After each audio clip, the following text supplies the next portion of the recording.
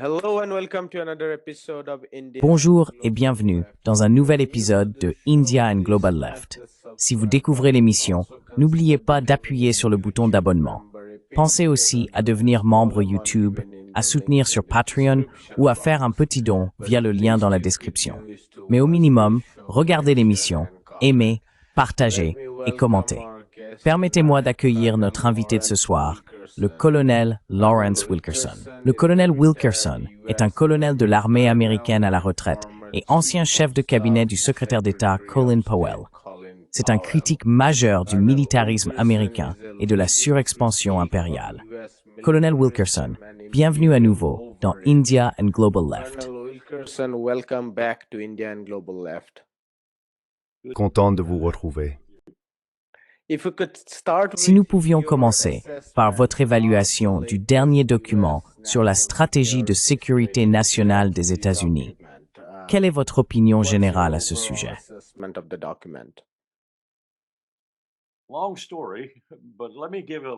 Longue histoire, mais laissez-moi donner un peu de contexte. En 2000, juste après son entrée en fonction et pendant le processus de transition effréné, l'administration de George W. Bush a déclaré, essentiellement par l'intermédiaire de sa conseillère à la sécurité nationale, Condoleezza Rice, à Richard Haass, mon supérieur au sein du Policy Planning Staff du département d'État à l'époque, rédiger la stratégie de sécurité nationale. Le président la veut et il la veut rapidement. Après 6 ou 7 versions, des versions auxquelles j'ai contribué, Condi, la Dr. Rice, a refusé notre proposition. Elle l'a ensuite confiée à son propre personnel du Conseil de sécurité nationale.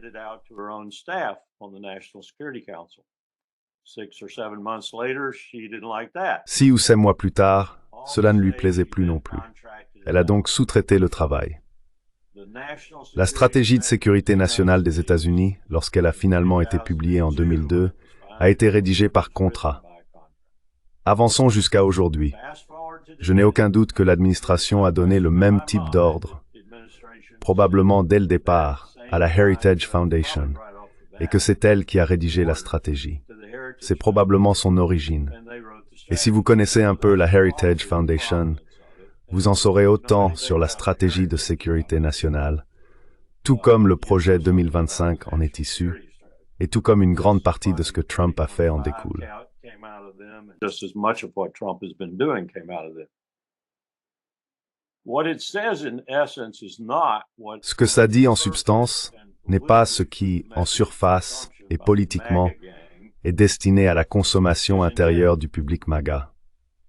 Eux, j'en suis sûr, l'interprètent comme « nous rentrons chez nous dans l'hémisphère occidental, nous allons agir ici, nous allons nous occuper de notre propre territoire », si l'on peut dire. Ce matin, il y a eu, je crois, une annonce selon laquelle nous allons reprendre le pétrole du Venezuela parce que le Venezuela nous l'a volé. Si vous pouvez le croire, nous avons en fait publié cela sur Twitter ce matin comme partie de notre politique officielle. C'est censé trouver un écho auprès des Américains qui ont voté pour Donald Trump et qui lui restent fidèles. Voilà donc ce qu'est la patine de cette stratégie. that's what the patina of the strategy is, but the essence of the strategy is no change. Mais l'essence de la stratégie ne change pas du tout, sauf que nous allons, pour ainsi dire, faire attention à nos faits et gestes dans notre propre hémisphère, apparemment afin d'économiser nos forces, de les renforcer, d'aider nos alliés comme le Japon, la Corée, les Philippines, l'Australie, et ainsi de suite, pour en fin de compte affronter la Chine. C'est ce que dit cette stratégie. Il n'y a donc pas de véritable changement. L'attention reste centrée sur la Chine. Ce n'est pas nécessairement une orientation inévitable vers la guerre, mais cela y ressemble fortement. Je ne pense pas que Donald Trump, par exemple, veuille une guerre ouverte avec la Chine, ni que Xi Jinping en veuille une avec l'Empire américain. Mais c'est une très bonne recette pour y arriver. Et donc c'est déguisé dans la stratégie, mais en réalité, c'est pas un grand changement.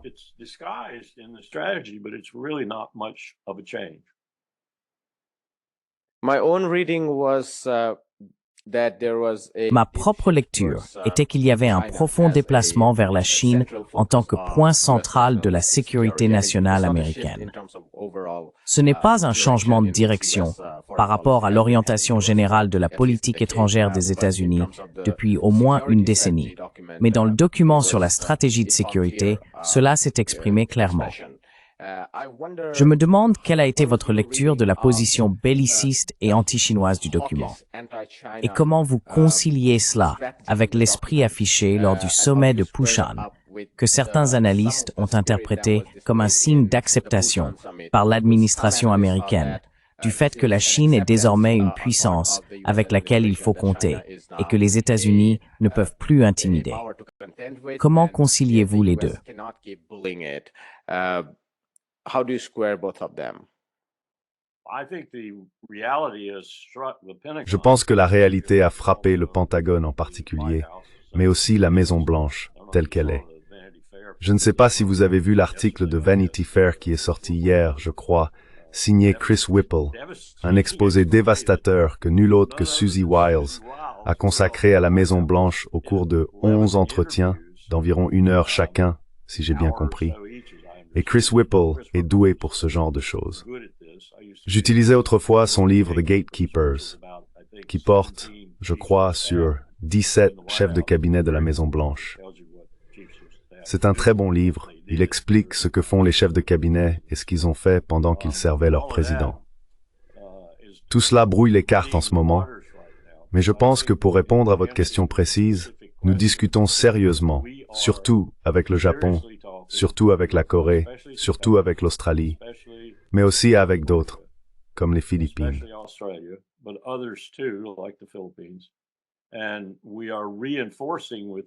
Et nous leur renforçons l'idée qu'en temps de paix, s'il en existe vraiment un, nous pouvons encercler la Chine au point qu'elle devienne tellement entravée par cet encerclement que finalement, il lui arrivera la même chose qu'à l'Union soviétique. Je me souviens du jour où le maréchal Akhromeyev a apporté une carte à l'amiral Crowe, qui était alors président des chefs d'état-major interarmés. Il a posé la carte sur le bureau de Crowe, la lui a montrée et a dit « Voilà ce que vous me faites ». Il a indiqué tous les avant-postes autour de l'Union soviétique, puis il a montré une carte des États-Unis. Et bien sûr, il n'y avait aucun avant-poste soviétique autour des États-Unis. Et c'est exactement ce que nous montrons à nos alliés à propos de la Chine.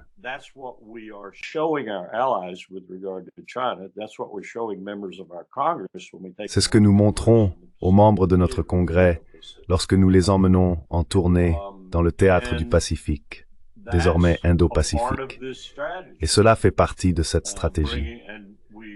Nous apprécions le fait que le Japon est un nouveau Premier ministre qui semble aussi belliqueux que ceux que nous avons connus. La Corée n'est pas tout à fait acquise, si l'on peut dire, mais nous assistons actuellement à une coopération sans précédent entre Tokyo et Séoul. Cela m'intéresse car j'ai passé 35-40 ans de ma carrière à essayer d'obtenir ce type de coordination de diverses manières, même au département d'État, lors des discussions sur la planification politique. Mais aujourd'hui, cela semble se produire concrètement sur le terrain. C'est intéressant car nous ne pensions pas que cela arriverait un jour.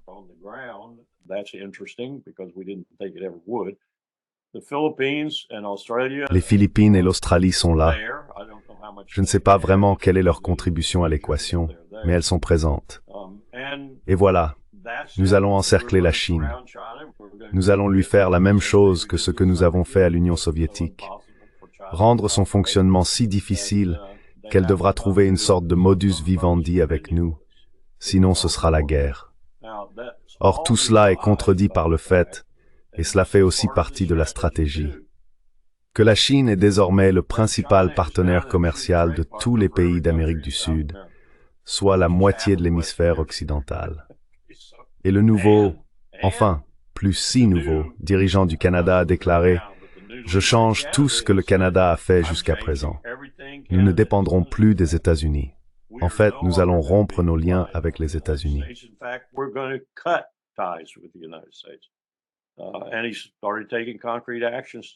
Et il a commencé à prendre des mesures concrètes pour y parvenir. Ainsi, tandis que nous affirmons prêter attention à notre propre hémisphère afin d'économiser nos forces et de combattre l'ennemi ultime, la Chine, que ce soit dans une guerre froide ou une guerre chaude, l'hémisphère se désintègre tout autour de nous. Et cette déclaration publiée ce matin par la Maison-Blanche en est un parfait exemple. Elle revendique essentiellement le pétrole du Venezuela et affirme que nous disposons désormais de la plus grande armada ayant jamais sillonné les océans de l'hémisphère occidental, affrontant le Venezuela, affrontant Maduro, et que nous voulons récupérer notre pétrole. Ce qu'ils veulent dire dépasse toute interprétation, à mon avis. Nous voulons récupérer notre pétrole, et nous allons le récupérer, pétrolier par pétrolier, navire par navire, effort par effort. Et nous le reprendrons par la force si nécessaire. Voilà où nous en sommes.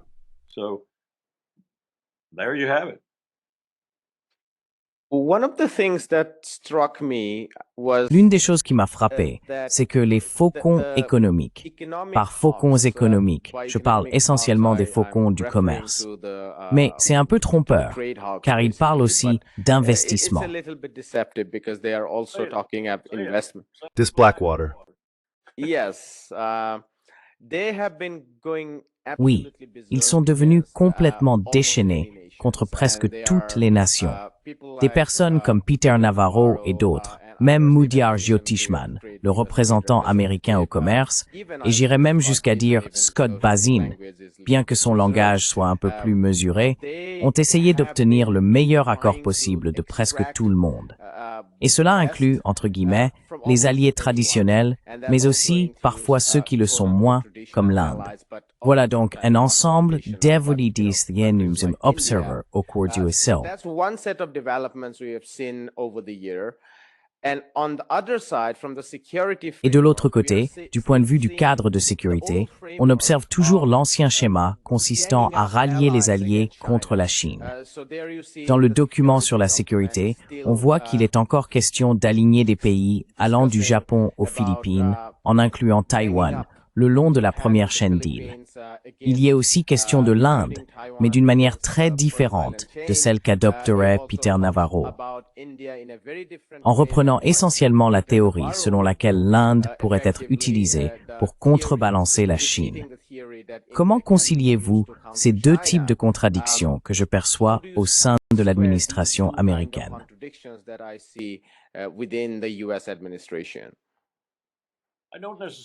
Je ne vois pas forcément de contradictions importantes, car tout le concept devient caduc dès qu'on le formule comme ils le font.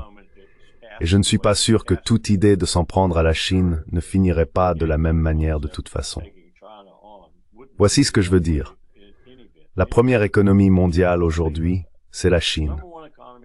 Il n'y a absolument aucun doute dans l'esprit de quiconque raisonnable, que ce soit le cercle de Davos, BlackRock, Vanguard, State Street ou n'importe laquelle des grandes entreprises qui gèrent les actifs mondiaux. Tout le monde sait que la Chine est la première économie du monde. Nous continuons à dire le contraire, mais je suis désolé, selon tous les critères qui comptent, c'est bien elle la première économie mondiale.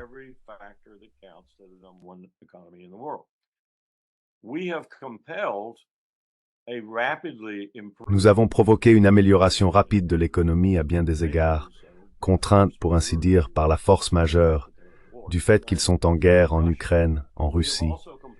Nous avons également poussé ces deux pays, la Russie et la Chine, à former au moins une alliance tacite.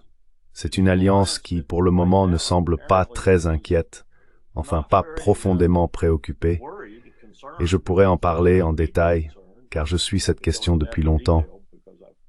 Du fait que la Chine développe plus ou moins ces régions de Russie, que nous appelions autrefois, à l'époque de l'Union soviétique, le théâtre d'opération du Grand Est. La Russie n'a ni l'envie ni les moyens d'y faire grand-chose. Alors la Chine s'en charge.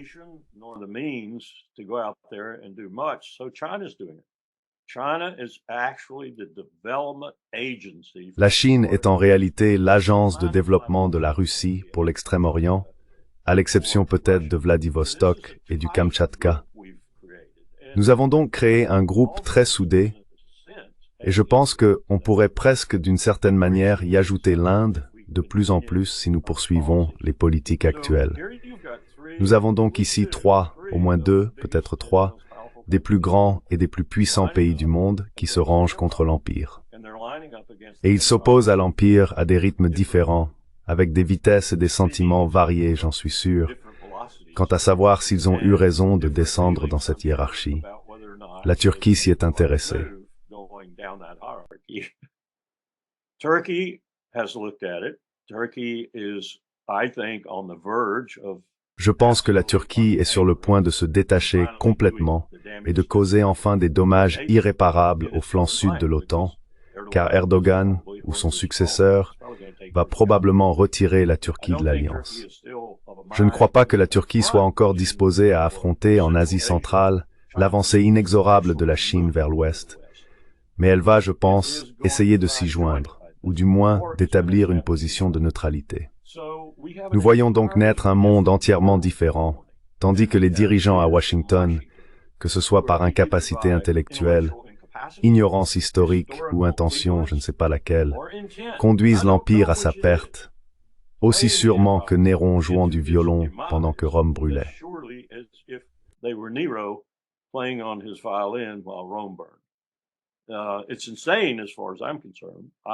C'est insensé, à mon avis. J'ai presque l'impression que de temps en temps, il y a une intention derrière tout cela. Ce que je veux dire, c'est que nous avons un président et certains membres clés de son administration qui pensent que la manière de sauver l'Amérique, c'est de la détruire. C'est à mes yeux une idée très dangereuse. Mais ils font un travail vraiment remarquable pour mettre ce concept à exécution. En somme, la Chine gagne, nous perdons. L'Inde et la Turquie essaient de comprendre à quelle vitesse cela va se produire et de quel côté elles devraient se ranger, ou s'il vaut mieux rester neutre. Et 60% du reste du monde observe la situation et à certains égards applaudit.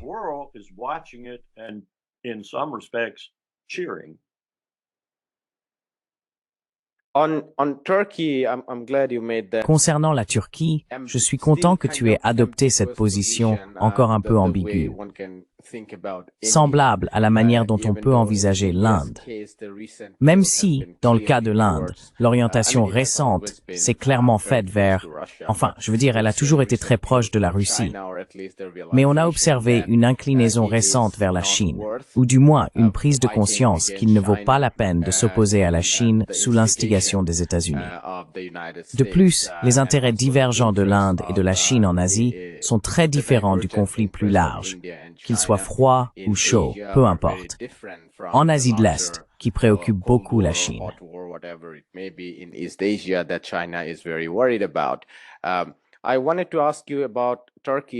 Je voulais vous interroger à propos de la Turquie, puisque vous avez fait un commentaire sur la possibilité qu'elle rejoigne la Chine. Il existe une théorie selon laquelle la Turquie pourrait être disposée à participer à la tentative plus large menée par les États-Unis, parfois appelée les accords d'Abraham, mais qui, en réalité, correspond au vaste projet d'investissement et d'infrastructure que l'Occident promeut, qu'il soit ou non réellement capable de le concrétiser, comme alternative aux initiatives dirigées par la Chine dans la région. Ce projet vise notamment à éloigner l'Azerbaïdjan et l'Arménie du Caucase du Sud de l'influence russe. Je me demande ce que vous pensez de cette théorie.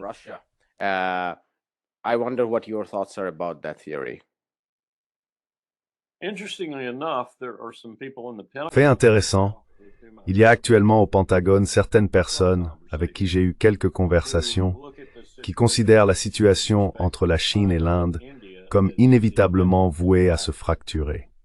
Autrement dit, il n'y a pas d'amour perdu entre Delhi et Pékin, et ils attendent que cela se produise.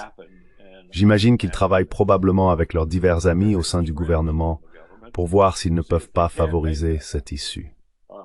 Je pense qu'ils ont une vision plutôt cynique de cette relation, fondée sur les ouvertures que l'armée, en particulier la marine, a eues. L'une des raisons pour lesquelles nous avons changé le nom du commandement de combat en Indo-Pacifique est que la marine indienne en particulier et l'armée indienne en général se sont assez rapprochées de nous, non pas tant avec la bénédiction de Delhi, mais avec son acquiescement.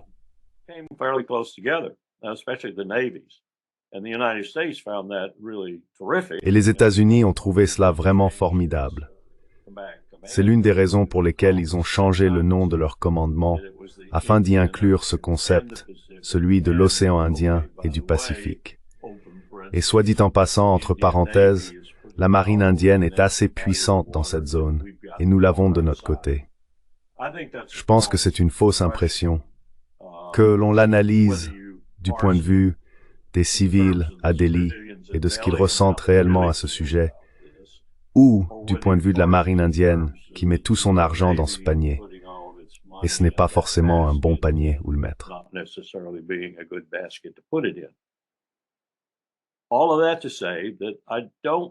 Tout cela revient à dire que je ne pense pas que nous serons capables de le faire. Et je n'aurais pas dit cela il y a 20 ans, à l'époque où des personnes comme Richard Boucher et Ivan Feigenbaum faisaient sans cesse des allers-retours à Delhi pour travailler sur la question nucléaire et créer un nouveau cadre entre l'Inde et les États-Unis concernant le partage nucléaire. Mais je pense que cela a mal tourné. Cela a dérapé sous Biden, puis sous l'administration Trump, et sur d'autres points également. Mais je ne pense pas que l'Inde ait d'autre option qu'une neutralité réfléchie ou qu'un rapprochement progressif avec la nouvelle structure de pouvoir en formation. Elle a le choix d'en être un membre à part entière, ou de rester à l'écart et de l'observer depuis une position de neutralité, sans se ranger d'aucun côté.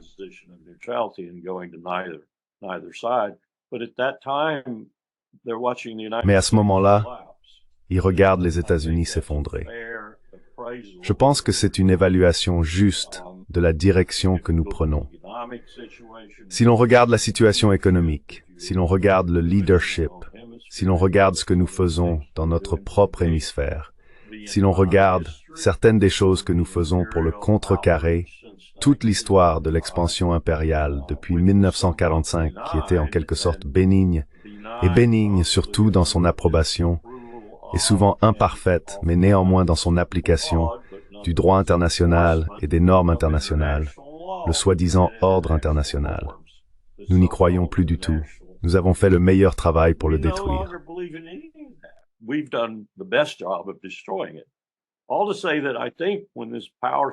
Tout cela revient à dire que je pense que lorsque cette lutte de pouvoir, ce transfert de pouvoir, s'imposera davantage à nous, et que notre propre déclin l'accompagnera, notamment sur les plans physiques et économiques, le monde entier, pour ainsi dire, va monter sur l'autre scène de diverses manières. Mais ils vont monter sur cette scène parce que c'est là que le pain sera beurré. Je vais m'adresser à un groupe à Tbilissi juste après cela, et l'une des choses que je vais leur dire, c'est qu'ils ont actuellement le bon parti au pouvoir. Et ils devraient, dans un avenir prévisible, avoir au pouvoir des partis qui partagent la même vision, c'est-à-dire que vous ne vous faites pas un ennemi de la Russie, et vous ne vous faites certainement pas un ennemi de la Chine. À la place, vous vous installez sur ce réseau de chemins de fer et de routes, sur ce flux de puissance d'ouest en est. C'est inévitable. Et vous en tirez profit. Voilà votre position.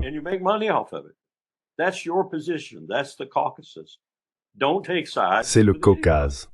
Ne prenez parti pour personne. Ne prenez pas parti pour l'Union européenne. Certainement pas pour ces gens déments de Bruxelles.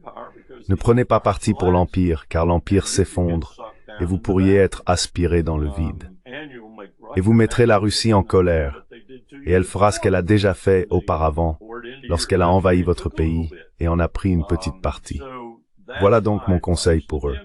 Ce serait mon conseil à quiconque se trouve sur le chemin de ce déplacement inexorable du pouvoir et de la chute de l'Empire américain. Ne vous laissez pas entraîner dedans.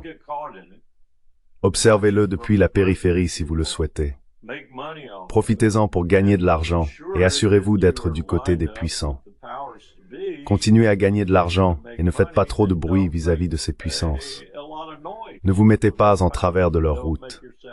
Cela peut sembler froid, mais je pense que c'est assez rationnel, et c'est ainsi que va le monde.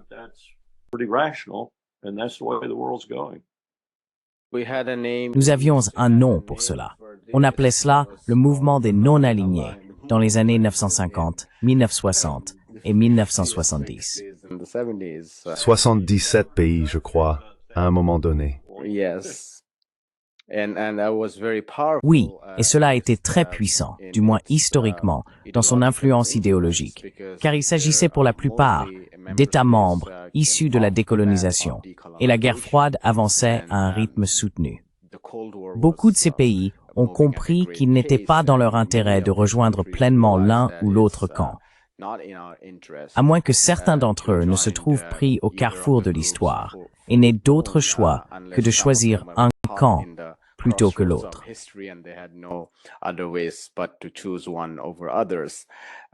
Urjanzak, une bonne façon de dire. Yes, but talking about Oui, mais en parlant de neutralité, et comme vous l'avez expliqué, beaucoup de pays s'orientent dans cette direction, que vous appeliez cela neutralité, ou simplement volonté d'éviter d'être entraîné dans un camp de ce grand jeu de puissance, si l'on veut. L'Ukraine a pris une direction tout à fait différente il y a 10 ans, passant de la neutralité à la belligérance. Il existe aujourd'hui des plans de paix. Je me demande même si vous les considérez comme de véritables plans de paix. Mais certains points sont avancés, alors même que la guerre fait rage sur le front. D'après ce que je comprends, l'ensemble des éléments semble indiquer que la situation a rapidement évolué en faveur de la Russie sur le front. Où cela mène-t-il? Et quelle est votre évaluation du plan de paix?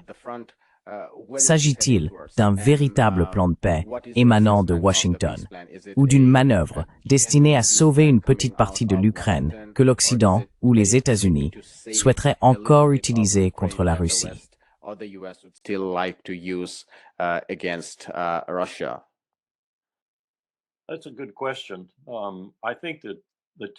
C'est une bonne question. Je pense qu'en ce moment, les paramètres tactiques sont tels que les trois puissances importantes de l'Union européenne, la Grande-Bretagne, la France et l'Allemagne, prennent conscience du fait qu'elles contribuent elles-mêmes non seulement à la destruction de l'OTAN. De toute façon, elle était déjà moribonde. Elle avait encore un certain rôle à jouer dans des opérations hors zone et des initiatives de ce genre. Mais cela s'est révélé être une très mauvaise idée. Donc elle est moribonde. Mais la voir se désintégrer aussi rapidement que je le pense témoigne de leur ignorance stratégique, voire de leur idiotie stratégique.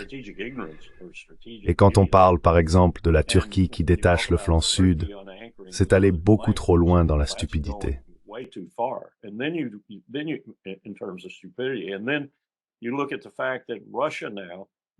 Et puis on constate que la Russie, en raison de l'obstination des Européens, va probablement contrôler la rive nord de la mer Noire avant que tout cela ne soit terminé, d'Odessa à Sébastopol jusqu'à l'autre port situé plus à l'est. C'est un changement stratégique de premier ordre, non seulement pour l'Empire, mais aussi pour l'Europe. Et quand on regarde ce qu'ils font maintenant, et je crois, je n'arrive jamais à me souvenir de son nom, Lord Robert Skidelsky soutient, dans un article récent, que si Starmer, Macron et Merkel agissent ainsi, c'est parce qu'ils estiment que la seule façon d'augmenter les dépenses dans leur pays est de viser ces 5% du PIB que Trump leur avait demandé d'engager afin d'éviter l'effondrement de l'OTAN.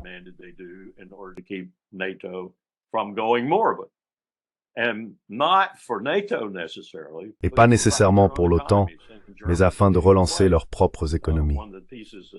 Et l'Allemagne montre l'exemple. L'un des articles, je ne crois pas que Lord Robert l'ait cité, mais je l'ai lu à peu près au même moment que le sien, portait sur le PDG de Rheinmetall, en Allemagne, qui faisait des déclarations grandioses selon lesquelles Rheinmetall dépasserait probablement un jour Lockheed Martin, le principal marchand de morts du monde, appartenant bien sûr à l'Empire. Voilà Rheinmetall. Et l'article était accompagné de photos d'obusiers, de chars et d'autres engins sortant des chaînes de production en Allemagne. C'est ainsi, veut-on vraiment revenir à 1936-1937, qu'il prévoit de sauver ou plutôt de relancer l'économie allemande par les dépenses de défense.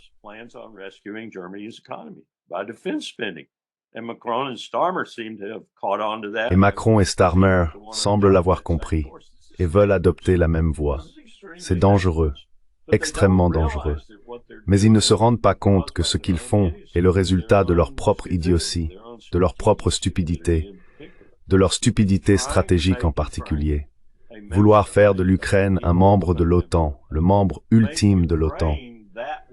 Faire de l'Ukraine ce qui sondait le cœur de la Russie chaque jour, 24 heures sur 24, avec du matériel des armes et des troupes de l'OTAN affluant sans cesse. Et maintenant, ils parlent à nouveau d'envoyer des troupes en Ukraine, les Européens, parce qu'ils sont tellement frustrés par ce que fait Trump. Ils sont fous. Quant à l'accord, Trump a un peu reculé, mais je ne pense pas qu'il reculera beaucoup plus, s'il recule du tout, car il comprend désormais.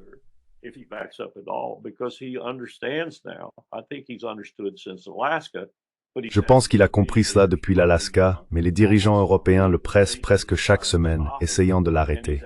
Et il y en a d'autres aussi, même au sein de sa propre administration, des gens comme Marco Rubio, Lindsey Graham, et ainsi de suite. Il veut mettre fin à cette guerre. Il veut l'arrêter et rétablir de bonnes relations avec Moscou, principalement pour des raisons financières. Donc cela va arriver. Et ces dirigeants européens vont se retrouver pris dans le désordre. Mais en même temps, ils créent, d'une manière presque clausewitzienne, une dynamique dans cette guerre qui pourrait forcer Poutine ou le convaincre qu'il doit en faire plus qu'il ne le fait actuellement.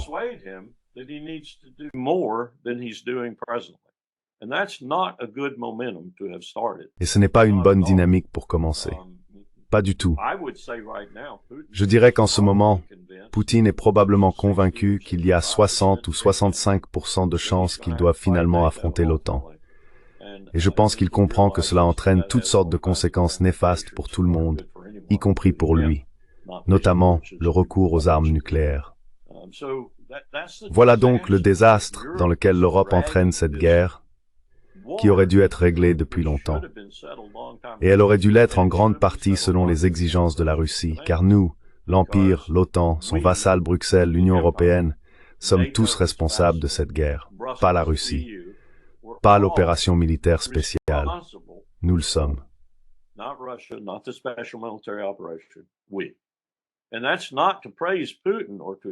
Et il ne s'agit pas de faire l'éloge de Poutine, ni de l'excuser. Il s'agit simplement de souligner une réalité qu'ils ne reconnaissent pas. Et cette réalité pourrait bien leur coûter cher. Je repense à la guerre civile espagnole. Comment Hitler a testé ses armes, ses systèmes et tout le reste en Espagne avant de se lancer dans les projets plus grandioses qu'il a entrepris en 1939, 1940 et ainsi de suite. Je vois beaucoup de similitudes entre ce que fait l'Ukraine et ce qu'a fait Hitler, sauf que je ne vois personne derrière tout cela doté de l'intelligence qu'Hitler avait, à l'époque du moins. C'est juste le chaos pour le chaos. Mais le chaos peut engendrer quelque chose qu'il n'avait pas prévu. Vous savez, il faut faire attention à ce que l'on souhaite. On pourrait bien l'obtenir.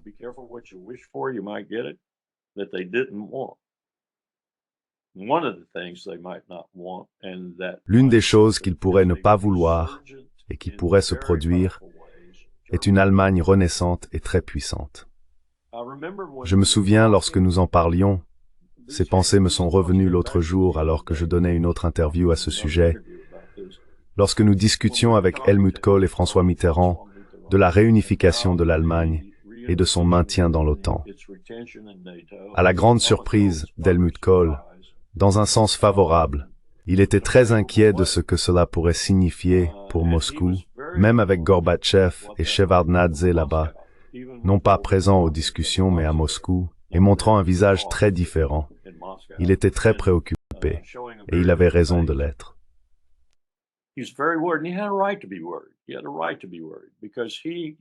Il avait raison d'être inquiet, car il était suffisamment historien pour savoir, et François Mitterrand aussi. Ils avaient les pieds dedans, comme disait Powell. Ils avaient les pieds dans la guerre. Ils avaient réellement vécu pendant la guerre, peut-être 12 ou 13 ans, mais ils étaient vivants. Et Kohl était très préoccupé par ce que cela impliquerait.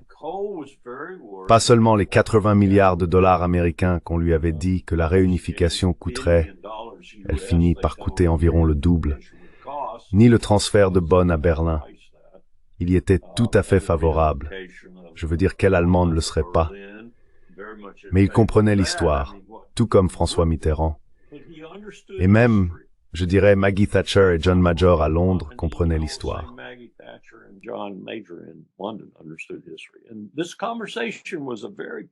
Et cette conversation a été très forte, très marquante. Elle m'a appris certaines choses sur l'histoire de la guerre et sur les sentiments de l'Europe, et ainsi de suite, des choses que je pensais déjà connaître d'un point de vue historique figé, mais pas de manière viscérale, pas en écoutant les gens en parler. Et cela a été abandonné. Cela a été abandonné. Plus personne ne s'en soucie aujourd'hui, plus personne ne le connaît, plus personne ne fait d'histoire, ni en Europe, ni aux États-Unis. Il y a bien quelques universitaires qui s'y consacrent, mais aucun de ces dirigeants ne le fait. Ce sont des sujets périlleux à aborder, de la manière dont ils les abordent. Par exemple, l'Allemagne qui tente de reconstruire, désormais davantage sur le plan économique, sa défense. Cela a sa propre dynamique, cela a sa propre réalité, et comme Helmut Kohl en était très conscient, une Allemagne réunifiée a sa propre réalité.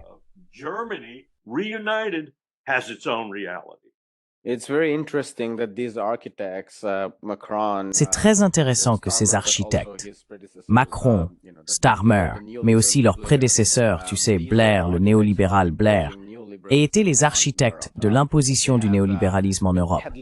Ils ont vendu ce récit selon lequel il faut aller aux extrêmes pour préserver la solvabilité des créanciers privés. En somme, cette idée que toute forme de dépense publique nuit au bien-être du peuple. Et maintenant, ils utilisent les leviers de la dépense publique pour relancer l'économie. Je veux dire, ils ne croient même pas au keynésianisme, bon sang. Toi et tes libéraux, au moins, restez fidèles à votre idéologie pour nous épargner les guerres. Sinon, vous pouvez faire un peu de politique sociale. Mais je voulais en venir à...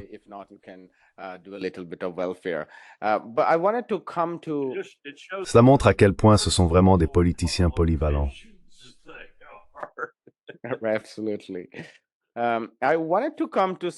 Absolument. Je voulais revenir sur quelque chose que vous avez dit à propos de Kohl et de ces années-là, les premières années de la réunification allemande et la fin de la guerre froide, si l'on veut. L'idée que l'OTAN représentait un danger pour l'Europe centrale et orientale existait bel et bien. Mais au fil des années, cette idée a été, sinon complètement, du moins largement effacée, car c'était aussi les années 1990, le moment unipolaire et la montée des néoconservateurs. Et ce qu'ils ont fait, c'est progressivement et lentement orienter l'Europe vers cette idée selon laquelle l'expansion de l'OTAN est le seul moyen d'assurer notre sécurité face à une Russie perçue comme toujours menaçante.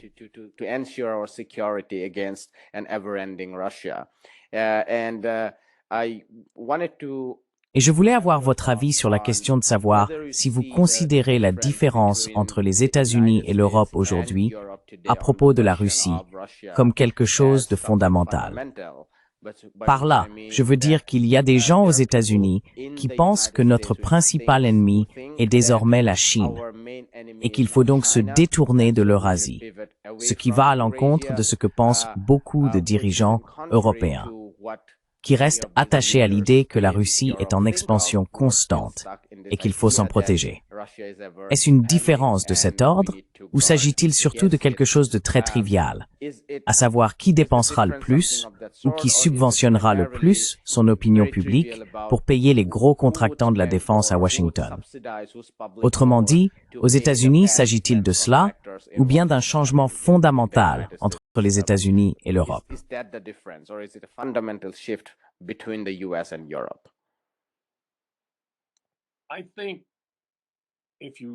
Je pense que si l'on y regarde de très très près, tout d'abord, nous avons manqué une occasion énorme au début des années 1990.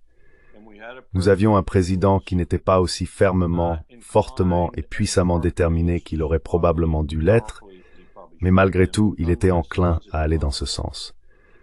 Nous avons manqué l'occasion, en somme, d'intégrer la Russie à l'Europe, d'annuler complètement l'existence de l'OTAN en y faisant entrer la Russie.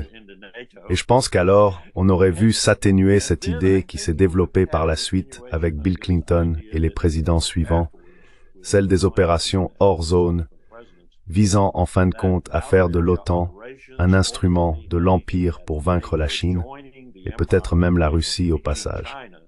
Bien qu'à cette époque la Russie, sous Boris Eltsine, fût dans un état d'ivresse politique, cela aurait été une stratégie vraiment brillante.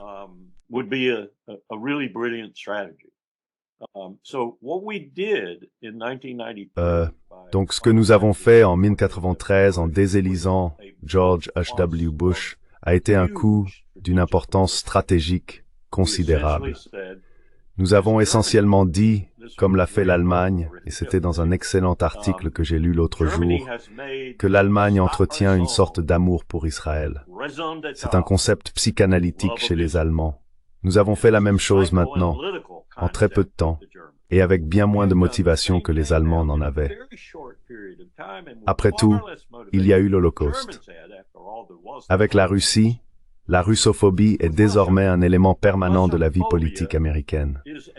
Les gens détestent la Russie. Nous avons fait un travail remarquable pour créer cette image et en faire une réalité. Ce n'est pas tout le monde, bien sûr, mais il y a suffisamment de gens pour que ce soit préoccupant. En c'est deze misorden raison d'état pour Ediscain de détester la Russie. It is raison d'état for Americans now to hate Russia. So that's a huge transition we've made. And how C'est donc une énorme transition que nous avons accomplie. Et la manière dont on pourrait revenir en arrière me semble être une étape vraiment impossible à évaluer. Mais Trump essaie. À son crédit, pour autant que je sois concerné, il essaie. Maintenant, crédit, je pense que c'est bien le mot à employer. Il regrette ses plus de 300 milliards de dollars de commerce et il veut les récupérer. Et il voit que l'immensité de la Russie pourrait signifier qu'il y a là toutes sortes de choses que nous ne connaissons même pas. C'est une des raisons pour lesquelles les Chinois font ce qu'ils font en Extrême-Orient. Il y a toutes sortes de ressources là-bas, gaz et pétrole, terres rares, tout ce que vous voulez, qui pourraient être découvertes et rendre la Russie encore plus puissante qu'elle ne l'est déjà.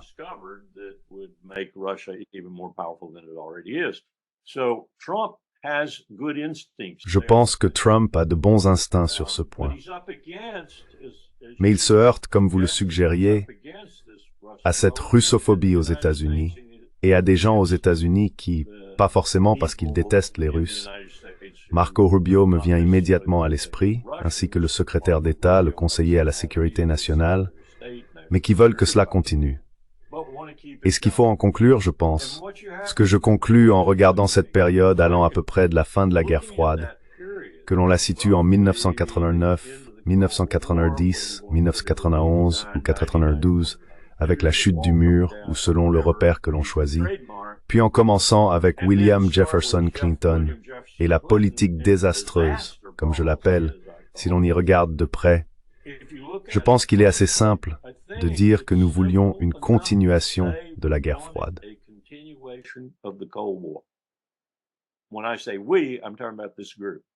Quand je dis nous, je parle de ce groupe. Appelez-le les gens de l'ombre, les milliardaires, les Marco Rubio ou qui que ce soit d'autre. Je ne pense pas que Donald Trump fasse partie de ce groupe, Dieu merci. Mais ils voulaient la continuation de la guerre froide. Ils ont d'abord vu la Chine comme le centre de la création. Et puis tout à coup, l'Ukraine leur est tombée dans les bras, et la Russie aussi. Nous avons donc maintenant une guerre froide à double front, l'une avec la Russie, qui est chaude en ce moment, par procuration, et l'autre avec la Chine, qui pourrait s'enflammer à tout moment. Mais nous disons que nous ne le voulons pas, et pourtant, nous nous y préparons.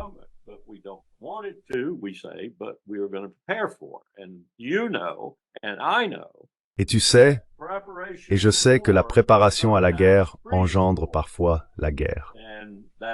C'est ce qui m'inquiète vraiment avec ce genre de stratégie que nous venons de présenter et avec ce que nous faisons au Venezuela et ailleurs. Cela ne présage rien de bon pour l'Empire, à mon avis. Cela ne présage vraiment rien de bon. Et une partie de la raison, comme je viens de le décrire, c'est que tout a commencé, même si je l'ai expliqué maladroitement, avec le passage d'un président qui comprenait très bien le monde, probablement le président le plus expérimenté depuis Dwight Eisenhower, à une bande de novices qui ne savaient pas ce qu'ils faisaient. Et c'est tout ce que nous avons eu, y compris Barack Obama.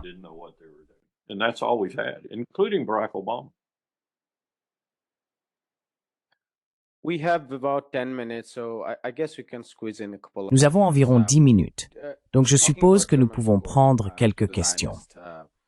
En parlant du soutien allemand aux sionistes, j'aimerais connaître votre point de vue sur votre lecture de la situation Israël-Palestine depuis le cessez-le-feu ou le cessez-le-feu partiel du 10 octobre, ainsi que sur la récente résolution du Conseil de sécurité de l'ONU, qui a en pratique effacé, dans le cadre onusien, la réalité de l'occupation et de l'État palestinien, en orientant le débat vers la démilitarisation du Hamas, l'échange de prisonniers, morts ou vivants, et ainsi de suite.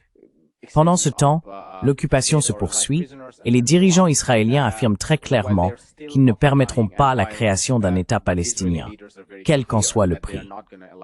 Quelle est votre stabilisation Murthy pour la Haïni palestinienne depuis le 10 octobre?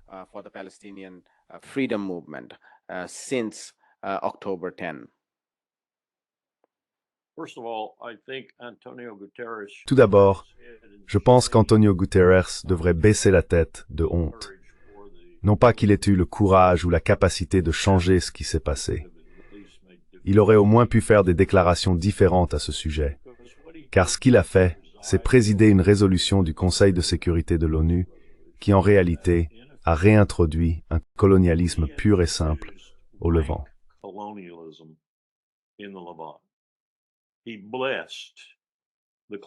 Il a béni les puissances coloniales qui traitent avec Israël et les Palestiniens, et je parle de tout l'éventail, du Liban à la Syrie, de la Cisjordanie à Jérusalem-Est, tout y passe.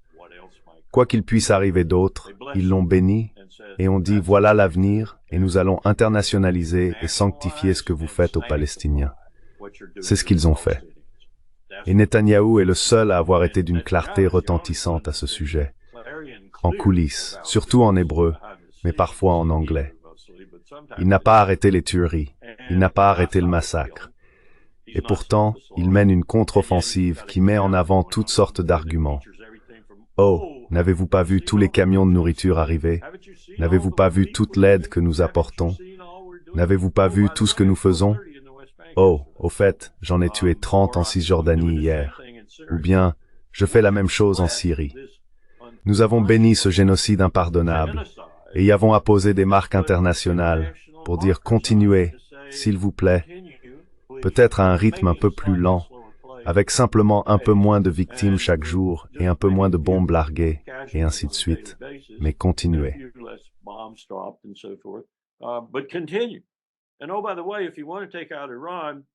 Et oh, au fait, si tu veux t'en prendre à l'Iran, n'hésite pas à en faire un spectacle secondaire quand tu veux.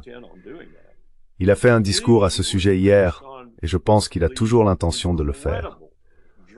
Son appel reposait sur la sécheresse incroyable que connaît l'Iran dans le sud du pays, et il s'en est servi pour s'adresser au peuple iranien, pour laisser Israël venir offrir son expertise en osmose, en purification de l'eau et tout le reste. Le plus grand pays du monde faisant cela, laissez-nous simplement entrer et nous nous en occuperons. C'est la chose la plus proche d'un Svengali qu'on puisse trouver sur Terre. Qu'il ait le temps d'imaginer tous ces complots et ces appels différents est stupéfiant. Je dois lui reconnaître cela, mais c'est un gâchis, et cela ne profitera pas du tout aux Palestiniens.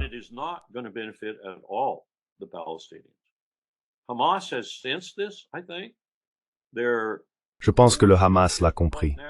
Leur direction centrale en ce moment ne va probablement accepter aucune proposition de désarmement, ni aucune proposition de dissolution, et va garder ses forces prêtes.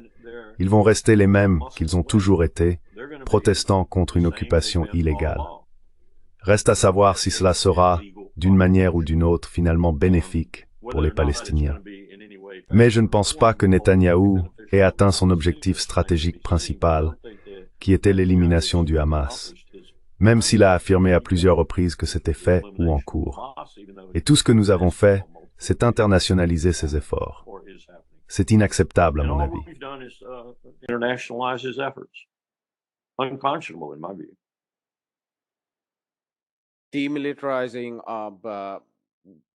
Démilitariser ou désarmer les grandes armes du Hamas reviendrait à abandonner la résistance anticoloniale, ce qui n'arrivera pas.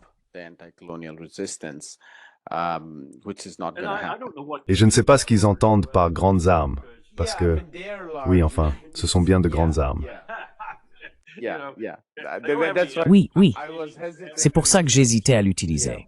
Oui, mais ce terme a été employé pendant ces négociations avec les médiateurs, et je suppose qu'il faisait référence à des lance-roquettes.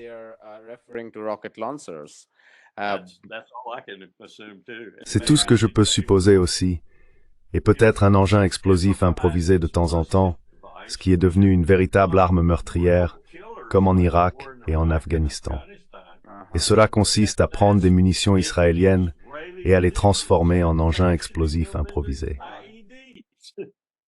Et le démantèlement des petites armes reviendrait à livrer Gaza aux gangs, dont certains ont en réalité été soutenus par l'entité sioniste et sont de mèche avec les Américains. Or even worse, Ou pire encore, le confier à Mahmoud Abbas et à l'autorité palestinienne. Je voulais conclure en vous posant une dernière question sur le Venezuela. Notre dernière discussion avec vous a atteint environ 117 000 spectateurs sur notre chaîne principale. Et nous avons également 7 ou 8 chaînes miroirs. Donc cela a dû toucher, je ne sais pas, peut-être 300 000 personnes. C'était une émission complète sur le Venezuela. Mais pourriez-vous nous donner une mise à jour sur les derniers développements dans les Caraïbes et sur la nouvelle doctrine Monroe? Que suggère la politique étrangère des États-Unis dans la région? Et quelles sont les dernières évolutions?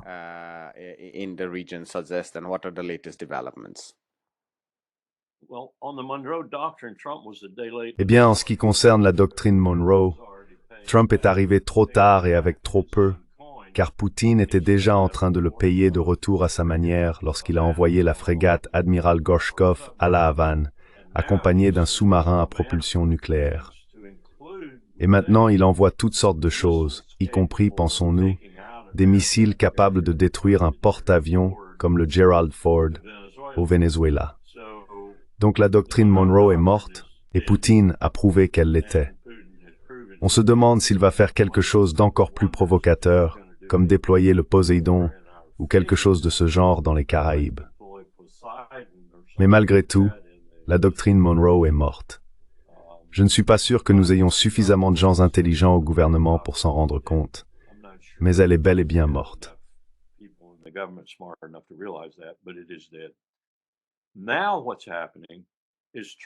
Ce qui se passe maintenant, c'est que Trump est en train de constituer une armada, probablement, j'estimerais, à peu près 20% des forces de la marine, de la Navy, de l'armée de terre et d'autres moyens, notamment un grand nombre relevant du commandement des opérations spéciales. C'est pour cette raison que l'amiral du commandement sud, l'amiral Owsley, démissionne, en partie, parce que le commandement des opérations spéciales agit dans sa zone de responsabilité, et qui ne sait pas la moitié du temps ce qu'ils font. Et c'est un vrai problème pour l'armée américaine. Nous en sommes arrivés au point où le commandement des opérations spéciales prend le contrôle, et c'est ce qui se passe. Impossible de dire combien d'entre eux se trouvent actuellement sur le sol vénézuélien, en train de faire tout ce qu'ils peuvent. Nous avons donc une armada.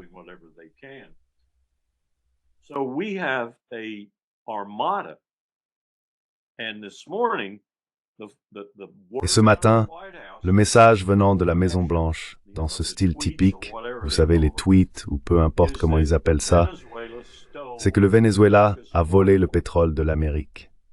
La première question qu'on se pose, c'est qu'est-ce que ça veut bien dire? Nous allons le reprendre. Et l'armada est là-bas pour le faire. Donc ce que nous disons en substance, c'est vous nous cédez ces 300 milliards de barils de réserves prouvées pour qu'elles soient manipulées, peu importe comment, par les multinationales que nous choisissons. Charles Koch raffinera votre pétrole lourd à forte teneur en soufre au Texas et en Oklahoma, merci beaucoup, et en tirera des millions, voire des milliards. Sinon, nous allons essentiellement envahir et le prendre. C'est ce que cela me semble vouloir dire. Enfin, c'est une sorte de menace. Maintenant, on ne sait jamais, avec ces déclarations incroyablement directes qui sortent de la Maison-Blanche comme ça.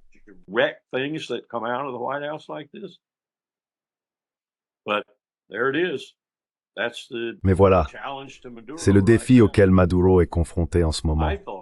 Je pensais qu'ils se parlaient au téléphone. Je croyais que Trump et Maduro étaient réellement en contact. Et Maduro était prêt, d'après des sources fiables, à revenir à la coopération qu'avait instaurée Hugo Chavez, voire à aller encore plus loin, car il avait compris que s'il faisait revenir certaines multinationales, elles pourraient remettre en état une infrastructure pétrolière vénézuélienne aujourd'hui en ruine, ce qui constitue une part importante de leurs problèmes économiques. Ce serait donc, si l'on veut, une situation gagnant-gagnant pour les deux, et chacun pourrait s'en vanter, Trump en particulier, en proclamant son succès, tandis que Maduro pourrait montrer l'économie et dire « Regardez, c'est mieux ». Ce serait, à mon sens, une situation gagnant-gagnant. Mais je n'y crois plus maintenant.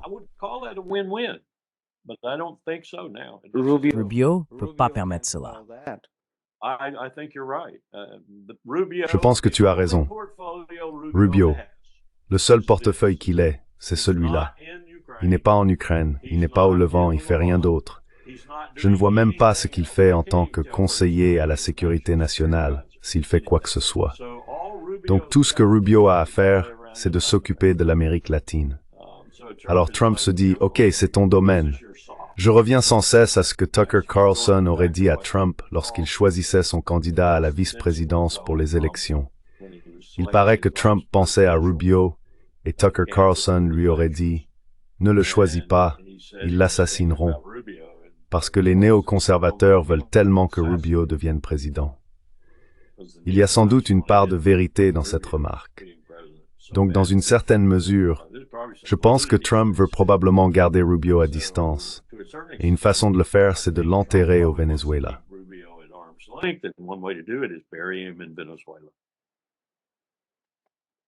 Nous allons nous arrêter là, colonel Wilkerson. Comme toujours, cette conversation était fascinante. Merci beaucoup pour votre temps.